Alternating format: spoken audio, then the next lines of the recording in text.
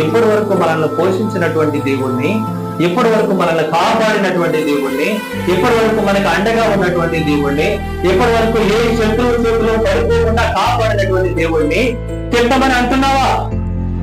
నువ్వు మంచిదానివే, కానీ మూర్ఖురాలు మాట్లాడుతున్నట్టుగా నువ్వు మాట్లాడమా.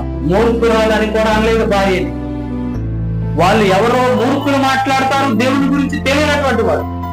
నువ్వు అలా మాట్లాడకూడదమ్మా అంటే ఆమె అతడిని తిట్టి వెళ్ళిపోయింది. కానీ సర్వశక్తి కలిగినటువంటి దేవుడు, పరీక్షలో నిలబడినటువంటి యోబు దేవుని ఎదుటికి వెళ్ళి ప్రార్థన చేసుకున్నప్పుడు పిల్లరా, కొన్ని దినాలైన తర్వాత సర్వశక్తి కలిగినటువంటి దేవుడు అతనికి ప్రత్యక్షమైంది. తను కోల్పోయినటువంటి దాన్ని రెండింతలుగా దయచేశాడు. చప్పట్లు కొట్టి దేవుడు నామాన్ని హల్లెలూయా, హల్లెలూయా. అంటే చూడండి పిల్లరా, దేవుడు ఎందుకయ్యా యోబుని ఆశీర్వాద